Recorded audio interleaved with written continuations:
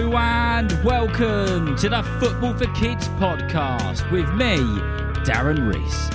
It's time for part 2 on Liverpool Football Club. We ended episode 1 in 1974 when the legendary Liverpool manager Bill Shankly had just retired. Now, if you haven't listened to part 1 yet, I suggest you go and listen to that before listening to this. Now, a couple of things before we get going. For all of you Patreon supporters, firstly, thank you for continuing to support the podcast. You don't realise how much it helps.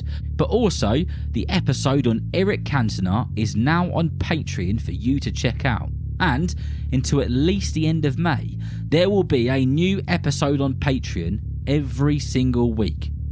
If you aren't already a Patreon super listener, speak to an adult about clicking the link in the description of this episode.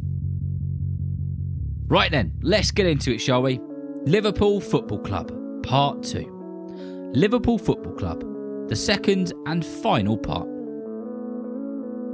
The man who was assisting legendary manager Shankly was a man called Bob Paisley.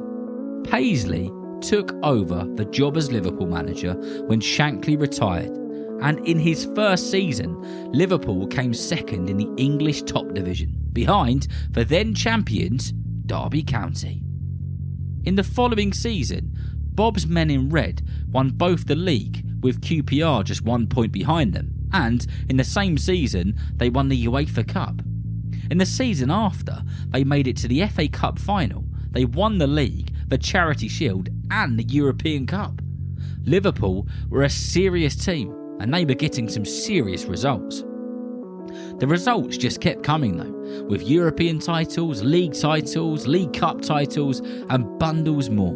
Year after year, the trophies kept coming. But a year that Liverpool football fans won't forget in a hurry, for those who were about in this time, was a 1983 to 1984 season. They became the first English club to win the League and the European Cup all in one season. This era was a very good era to be a Liverpool fan and a Liverpool player. Talking of Liverpool players, there was a player who will go down as one of the greatest players we've ever seen in the English football divisions, and one of the greatest players to ever wear the Liverpool football shirt. And that, of course, was the truly incredible Ian Rush. Let's step away from Liverpool for a moment and just talk about Ian Rush. Ian Rush was a Welsh footballer who played for Liverpool on more than one occasion and played hundreds of games for the clubs. And when he had the ball at his feet, he was like a magician. He won 5 league titles with the club, 3 FA Cups, 5 League Cups and 2 European Cups. And he was the highest goal scorer for the club in 8 separate seasons. He was sensational. It was in 1985 that both a Liverpool player and legend took over the club as manager, the great Scotsman Kenny Dalglish.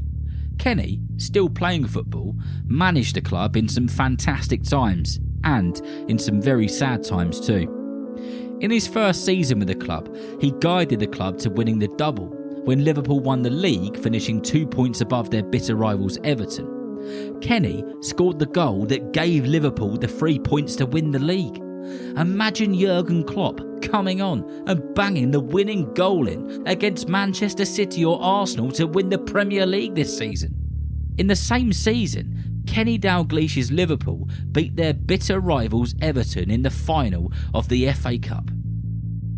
Although Liverpool Football Club had a crazy time of winning pretty much everything for a long period, in 1989 there was an event which the club, country and world will never forget. An event which is known as the Hillsborough disaster. It's important that it is mentioned as we are talking about Liverpool, but I will let your adults speak to you about it if they wish to. Since the late 80s, Liverpool have struggled to win the league and be a dominant team in terms of league football. They won the league in 1989 and then didn't win it again until 2020, when they finished 18 points clear of Manchester City. What a season they had. Over the years, Liverpool have come second on numerous occasions, and this season is looking like the most likely season that they might do it again. Over the years, Liverpool have had some seriously special games in Europe, and many special moments. And one of those was the Champions League final in Istanbul in the 2004-2005 season. It was one of the most dramatic games of football I have ever seen and may ever see. Liverpool versus AC Milan. After 1 minute, AC Milan scored from a set piece. After 39 minutes, Milan were 2-0 up, and before half time, they were 3-0 up. The Liverpool team went into the changing rooms at half time in one of the biggest games of their lives, with a minimum of 3 goals to catch up. They came out fighting though, and my goodness did they fight. 9 minutes into the second half, and Steven Gerrard put one into the back of the net, giving the travelling Liverpool fans a glimmer of hope. 2 minutes later, Vladimir Smica from outside the box scored a screamer, and the Liverpool fans started to believe. And 5 minutes after that, Gerrard wins a penalty.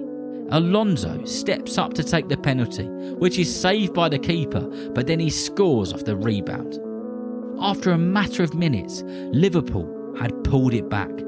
Then they went on to win the game on penalties, in what has become one of the, if not the, greatest comebacks under the most special circumstances. I mentioned Steven Gerrard there, and he is one of the great Liverpool players. And the club have had so many great players over the years. I will, without doubt, miss some here, but just to name a few players who have played such a big part in the club. Steven Gerrard, Steve McManaman, Ian Rush, Fernando Torres, John Barnes, Kenny Dalglish, Ray Clemens, Alan Kennedy, Phil Thompson, Jamie Carragher, Robbie Fowler, Sadio Mane, Kevin Keegan, Luis Suarez, Alisson Becker, Mo Salah, Alan Henson, James Milner, and the list just goes on and on and on.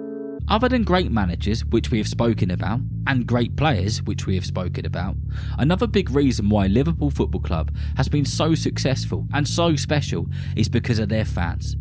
Since Everton walked out of Anfield all those years ago and John Holding started a new team, Liverpool football fans have stuck with their club through thick and thin. They've been with them through the great times, and they've been with them through the terrible times. It's now 2024 as I record this, and this season is coming to an end. Liverpool are well and truly in the title race again, and they may well win the league again. And then, at the end of the season, Jurgen Klopp will call it a day and be another manager on the list to have had the privilege to manage a club like Liverpool. As I said at the start of episode 1, with so many years of history, so many managers, so many great players, great games, great tournaments, and so many great times, I'd never be able to cover it all. But I hope that you've enjoyed listening and learning about Liverpool Football Club. In the future, there will be plenty more episodes on Liverpool players, managers and eras, and hopefully that will paint even more of a picture on the club for you. Before the music sounds, I want to go back to that European Cup final in 2005. I told you at the start of episode 1 of this Liverpool special that my granddad was a keen Liverpool fan, and he lived opposite Anfield Football Stadium. Nearly 60 years on from him hearing the roars from Anfield, I watched his face when Liverpool turned it around against AC Milan to lift the European Cup. And that magical moment lives in my memory. And it reminds me of how powerful football is. It's more than a game, and I hope that it brings you many very happy memories. So remember, if you know someone who loves football just as much as you do, then please tell them about Football for Kids. And whether you're playing football soon, watching it on the telly, or pitch side, I hope that you enjoy the game. See you next time.